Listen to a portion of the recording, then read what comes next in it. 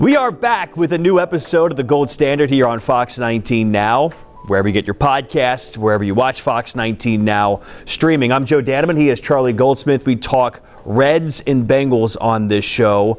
As you listen to this, we are getting closer and closer to the season opener for the Bengals, but I do want to start with the Cincinnati Reds, who are trying to make one more push to get themselves in the playoffs. As we tape this is coming after the Reds have lost 2 straight against the LA Dodgers, trying to not get swept for the first time this season. I'll ask a question to start the show, Charlie. Fangraph says the Reds have a 4.8% chance of making the playoffs. Is that too low? I think it's a bit too low. I'd probably be around 20-25%, especially because of the unreliability I still see with the Mets. But I wouldn't say the Reds are favored. I wouldn't say the Reds are in a great spot. And obviously this week has had a significant impact with that. While the Mets stars are playing their best baseball, the Reds are kind of still looking for who are the guys that are going to carry the flag for them down the stretch. It's not even that they've played poorly this week. It's just that no one's really carried them, so they've kept losing. I've talked about this with the Mets. I worry about the Mets bullpen. Even though they went out at the trade deadline and got St. Louis's closer, he's been an absolute disaster so far in New York. But it does feel like their offensive stars are starting to carry a little bit. There's been a lot of talk about the schedule. The Reds have a very difficult schedule, especially the start of September. Don't forget the Mets also have a very hard schedule in September as well, something to keep in mind. One more question about the Reds and the Mets. So what's the number the Reds have to get to? If the Mets right now played 500 baseball, the final 30 games, they have 30 games left as of this taping, the Reds would need to go 18-11 to tie them at 86 wins. So what is your best guess on what the number has to be for the Reds to make the playoffs? Probably 88 or 89 wins. I mean, the Mets just played their worst stretch of baseball that they're going to have. Again, the Reds still have a shot. But with what you would expect from the Mets from a bounce-back perspective, I'm making that number a little higher than just 500 baseball from New York's point of view. So you're saying the Reds are likely going to have to play percentage baseball near 67-68%, win 20 games of their final 29 to make the playoffs. And I'd be curious, that would be their best month since when? I guess June of 2023 would be in there. They probably did that, but this is a team that's going to have to go on a run. What's your word to describe this season? Here we are. It's almost September. The Reds have a month plus left in the year.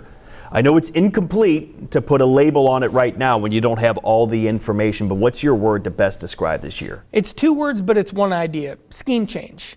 The shift that there has been between the priorities and philosophy of the previous coaching staff to Terry Francona's coaching staff has been seismic. And you've seen a team kind of trying to catch up. Who are we going to be? How do we kind of learn what to do in this situation versus that situation? What does the manager want in this spot versus that spot? And figuring out those questions on the fly as you, again, try to shift your identity. At some points, they've been stuck in that. At other points, that's been a big difference that's carried them. But you can kind of feel them trying to make that change. And so far, the change hasn't led to enough success as they all get used to it. That was my follow-up. Is it a good change?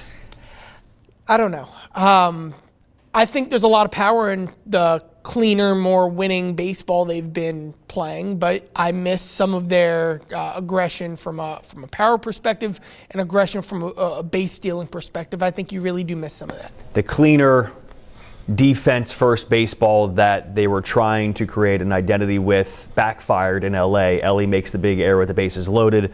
Noel V. Marte's playing out of position in center field. That cost them multiple runs. Back to Ellie. So Ellie's power has gone away here in the second half of the season. Ellie's made a lot of errors this season. Is the criticism of Ellie De La Cruz fair? Is it warranted that he hasn't had the kind of superstar season that we thought he might make that kind of jump this year? Yeah, I didn't check the OPS after last night's game, but I believe the OPS after Monday's game was the exact same as his OPS coming off the 2024 season, where he was 8th in the NL and MVP voting. Plus, he's played cleaner defense. Plus, he's made fewer mistakes on the bases. He has grown.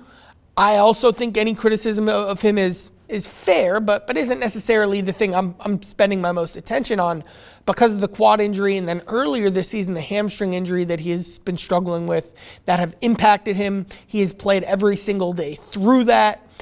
He's stayed aggressive for the most part through that. Now hasn't made him a bit fatigued, maybe a bit late on some swings, created some extra challenges at the plate that he's had to work through. Yes, 100%. But to me, the fact that he's still playing very good baseball while not 100% makes him not the guy I'm pointing my most attention toward. Is the play every day plan for Elly De La Cruz a mistake? I'd give him a day off. Everyone gets a day off. Not we all, but there's a reason why that happens for every player, for basically every team on every season.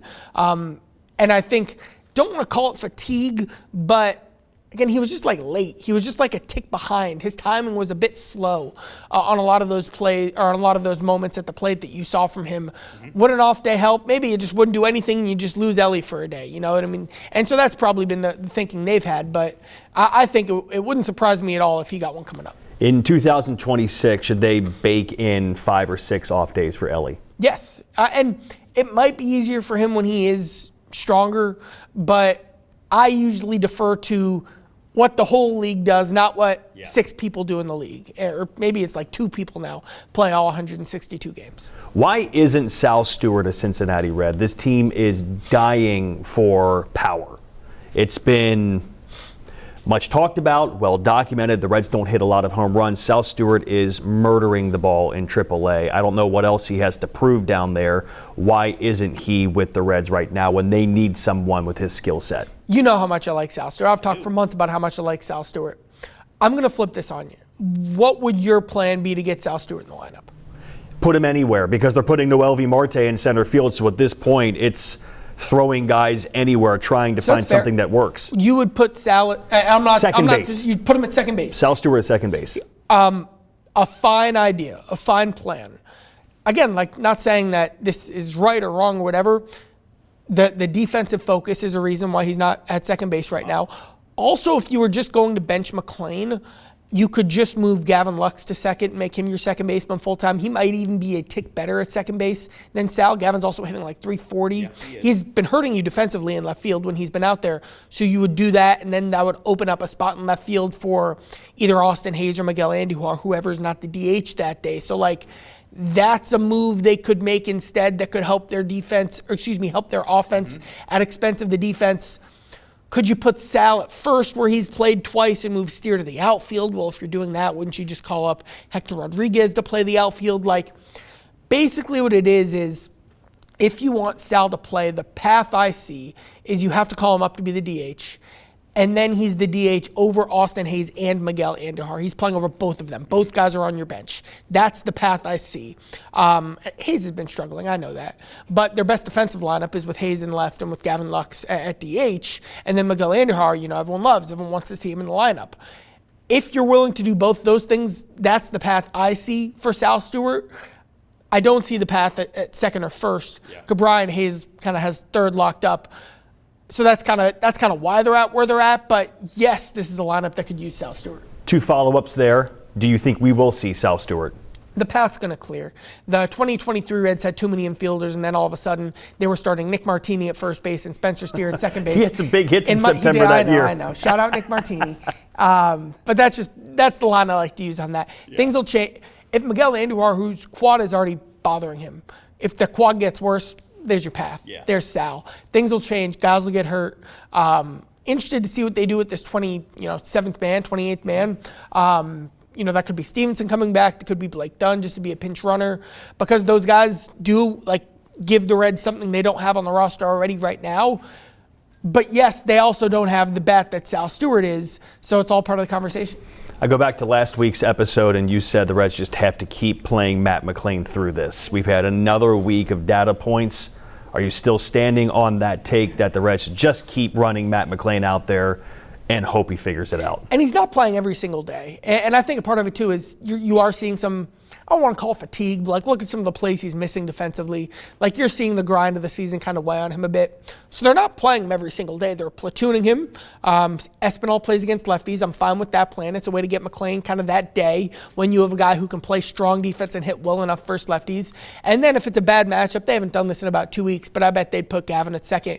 If it's a guy with a great high fastball and a really sharp breaking ball that challenges the outer part of the plate for McClain. So they have enough options to keep mixing it off days for him. I would still play him the majority of the time at second base. Now the Cincinnati Bengals, and the news of the week is Trey Hendrickson gets a big raise, almost double his salary, $14 extra million, will make $30 million. But I feel like we might be back in the same situation after the 2025 season, figuring out what the Bengals are going to do with Trey, what Trey's going to do with his future. What's your immediate take on the Bengals, Trey Hendrickson, and the long path it took to get to where they are now? I have a question for the viewer.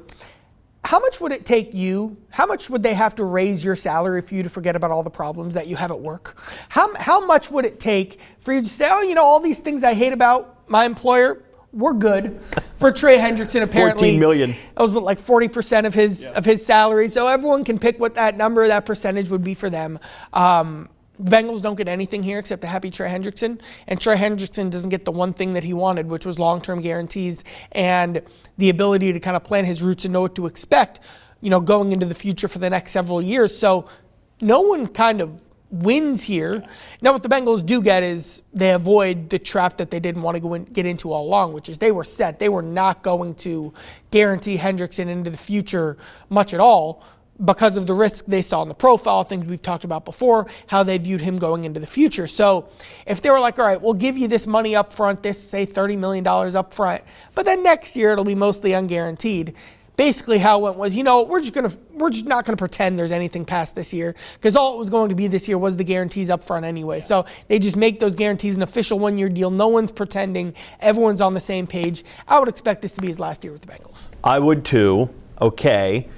There's been so much talk about fast start, and it's been talked about ever since the end of last season when Zach Taylor made the change at defensive coordinator in that press conference. That was the theme, finding a way to get off to a faster start. The Bengals made changes in training camp. They made changes in the way they approach the offseason. They made changes in the way they approach the preseason.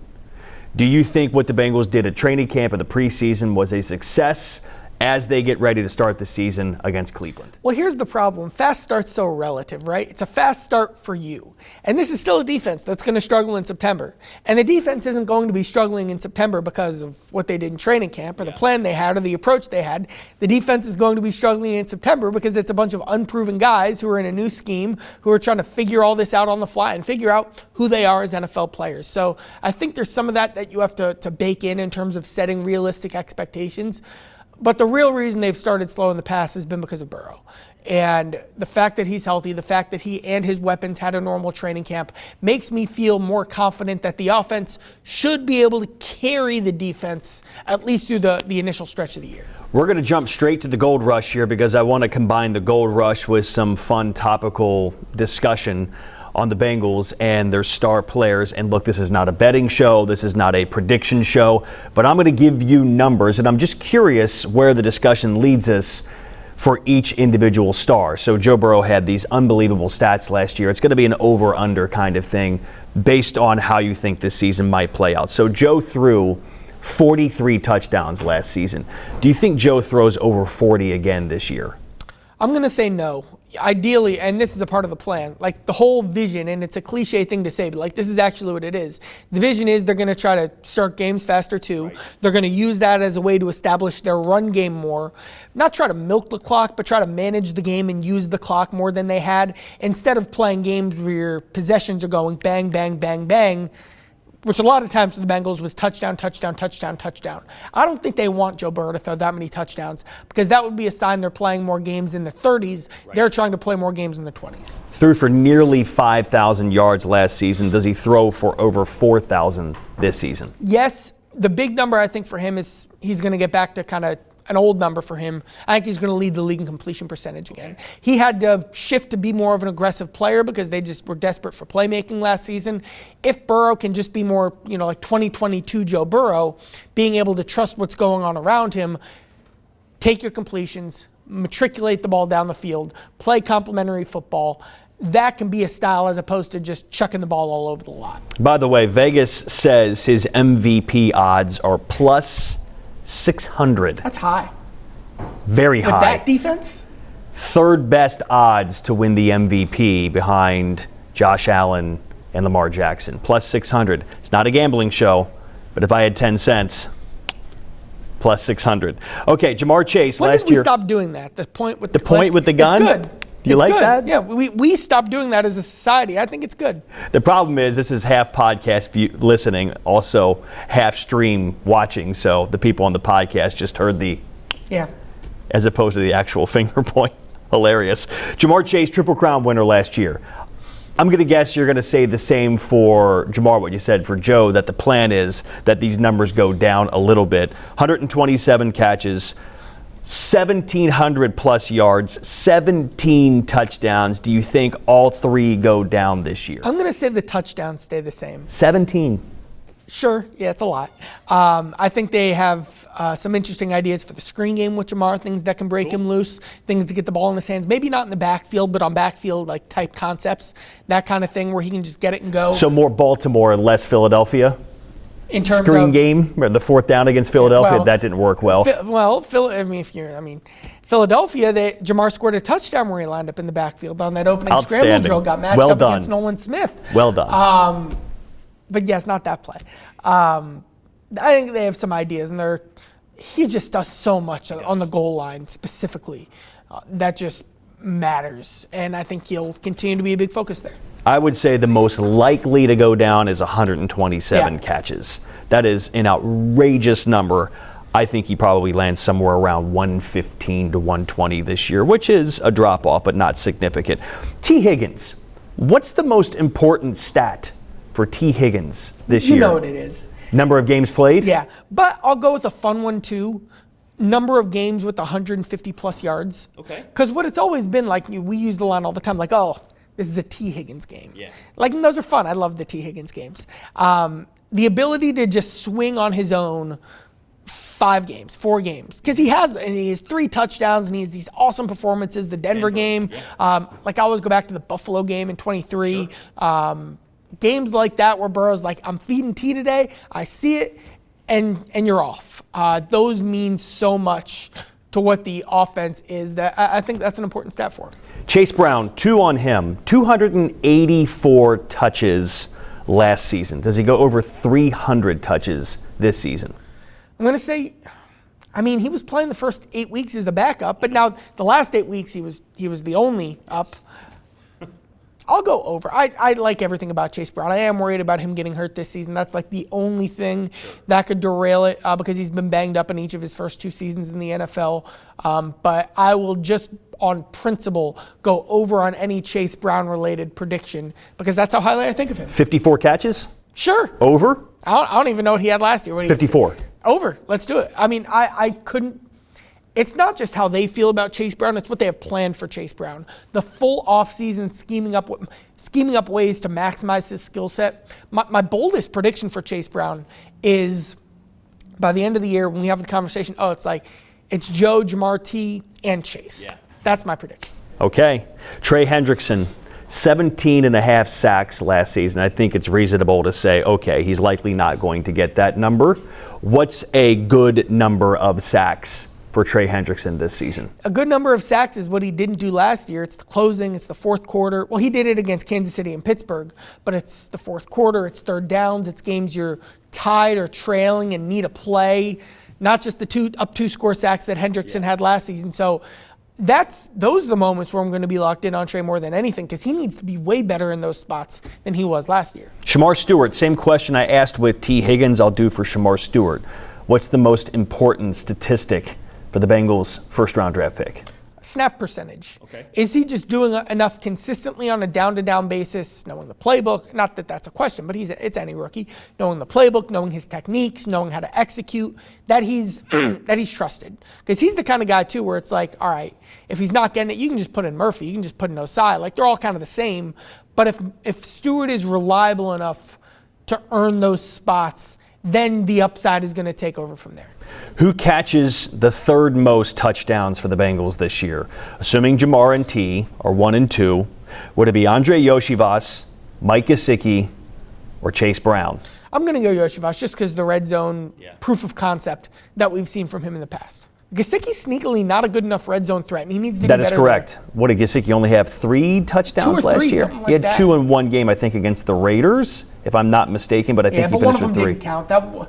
I remember one against the Raiders. It was when the defense forgot to guard him, and he just ran. Is that when everybody went to Jamar Chase yeah. and they forgot to guard Mike Gesicki? Sorry, and he just Mike, went. but that one doesn't. Mike Gesicki's an unbelievable player. I could have scored that touchdown. We've got shout-outs to Nick Martini in this show. We've got apologies to Mike Gesicki. It's outstanding. The Bengals' 53-man roster is out. I'm going to put this out there for next week as a tease. Can Charlie name the entire 53-man roster in less than 1 minute? We're going to do that next week as we start game week in Cincinnati. You're shaking your head yes. I think I could do it. Don't cheat. Don't practice all week long. What do you think I've been doing for the last 6 months?